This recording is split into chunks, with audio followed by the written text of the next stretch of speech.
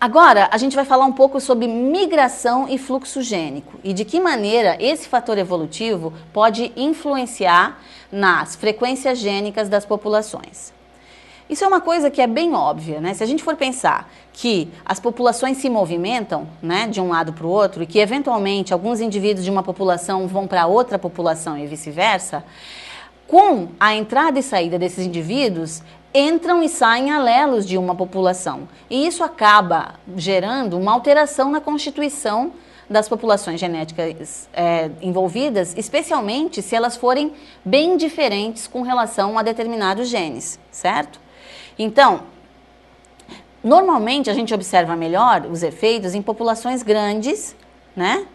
E locais que tenham barreiras geográficas, ou então espécies que tenham barreiras comportamentais, ou sociedades com barreiras socioculturais, políticas e religiosas pouco acentuadas, certo? Onde a gente possa observar o fluxo gênico.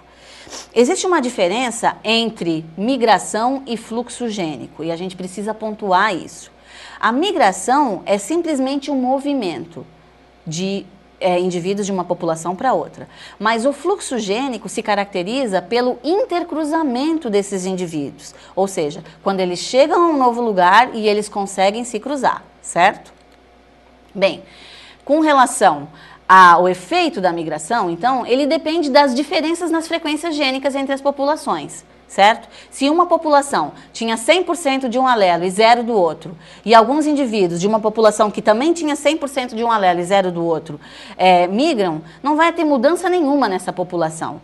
Agora, ao contrário, se elas forem bem diferentes quanto à sua constituição genética, isso vai mudar bastante com a mistura desses genes, né? E isso pode, então, modificar as frequências gênicas e por isso a gente chama a migração de um fator evolutivo, né? Por exemplo, no caso de São Paulo, né, ou de uma cidade que fosse composta só por eurodescendentes e que tivesse um isolado japonês com 10% da população total da cidade, e se eu tivesse miscigenação completa, então imaginem o seguinte, eu estou estudando o alelo D, que é o alelo para o RH negativo, e o alelo T, que é o alelo à insensibilidade gustativa da feniltiureia, tá? Então, em eurodescendentes, D é 0,3 e T é 0,49. E em japoneses, D é 0,05 e T é 0,35. Percebam, as diferenças são bem grandes entre as duas populações. Então, quando essa população de japoneses chegou nessa outra cidade, isso afetou as frequências alélicas após a mistura. E após a mistura, então, D passou a ser 0,27 e T passou a ser 0,48, certo? De 0,49 passou a 0,48 e de 0,34 passou a 0,27. Agora a gente vai falar um pouco sobre deriva genética, que é um termo extremamente usado quando a gente estuda evolução, mas pouco compreendido. Vamos esclarecer isso hoje. Quando a gente fala de deriva, a palavra em português significa dizer que a gente não tem rumo. Quando um barco vai à deriva, um barco vai sem rumo, certo? Então, quando a gente tem deriva genética, o que a gente tem é que as frequências gênicas de uma população, elas estão sem rumo. A gente não sabe para que lado elas vão pender. Por exemplo, se eu sei o valor adaptativo de um determinado alelo, e se eu sei que o azão é mais vantajoso que o azinho, eu posso prever ao longo das gerações que o azão vai aumentar em frequência e o azinho vai diminuir, certo? Se eu conheço as frequências gênicas das populações migrantes e emigrantes e eu consigo saber quanto de uma vai entrar na outra, eu consigo perceber e prever para que lado as frequências vão pender. Agora, quando eu tenho a deriva genética, eu não consigo fazer nenhuma previsão a respeito do destino que as frequências gênicas vão tomar ao longo das gerações. Ou seja, eu não consigo prever a frequência dos alelos nas populações, certo? E é isso que a gente chama de acaso atuando na evolução, certo? É uma força não direcional, porque como a gente não pode prever a direção, a gente simplesmente diz que os alelos, eles têm a sua frequência oscilando, né? Como é que isso acontece? Ele tem um efeito maior em populações de tamanho pequeno ou em populações isoladas, né? Em populações grandes, esse efeito é praticamente insignificante, tá? Por que isso? Porque a gente já viu que as populações pequenas, elas vão ter poucos indivíduos se reproduzindo, certo? E como a gente já viu que uma geração é sempre uma amostragem da geração anterior, quanto maior a minha população, maior a chance de eu amostrar corretamente essa população. Quanto menor a população, maior a chance de eu ter uma amostragem infiel, certo? É a mesma coisa que eu jogar 2 vezes uma moeda para cima e cair cara só, ou se eu jogar 100 vezes uma moeda para cima e só cair cara. No primeiro caso, eu não vou desconfiar da moeda, no segundo caso eu vou, né? Porque eu tenho um aumento do meu tamanho amostral. Então, em populações maiores, a amostragem é maior e dessa maneira, então os erros de amostragem vão ser menor e eu vou esperar ter uma maior fidelidade de frequências de alelos de uma geração para outra. Mas em populações pequenas, eu posso ter um grande erro amostral e simplesmente fazer com que um determinado alelo que antes ele era relativamente frequente, agora seja fixado numa população, certo? Por exemplo, uma população que antes tinha 10 indivíduos, 9 normais e um indivíduo mutante. Se agora só um indivíduo mutante se reproduz, na próxima geração eu vou ter todos mutantes, né?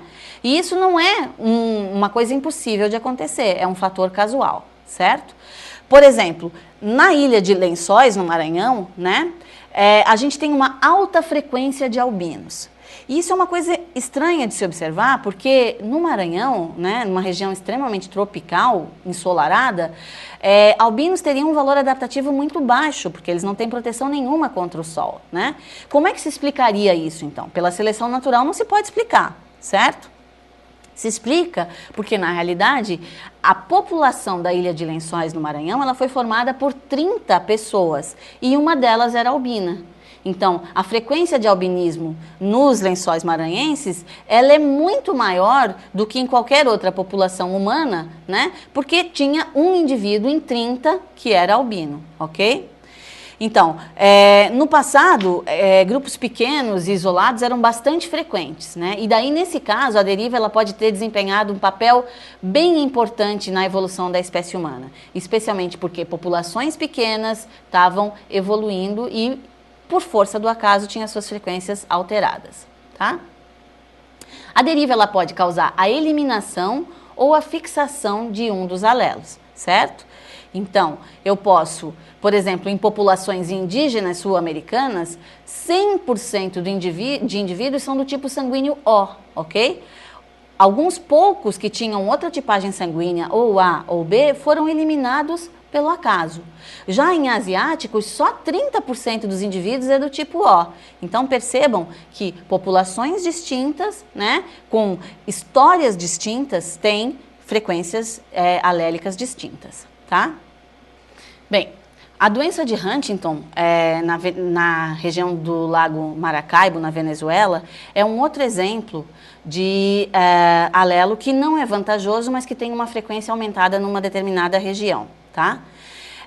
Como é que acontece? Esse lago aqui na Venezuela, né? Ele tem um número de pacientes com doença de Huntington muito maior do que o resto das populações mundiais, tá? A doença de Huntington, ela é uma doença degenerativa do sistema nervoso e ela é progressiva e dominante, tá ok? Como é que essa região ficou com tantos indivíduos com coreia de Huntington? Pelo efeito do fundador, tá? O que acontece? Uma pequena população de pouquíssimos indivíduos se localizou naquela região e eles se reproduziram e dentre eles tinham alguns poucos afetados. Agora, a frequência é de 100 afetados a cada 1000 indivíduos, que é uma frequência extremamente alta se comparada com o resto do mundo, certo?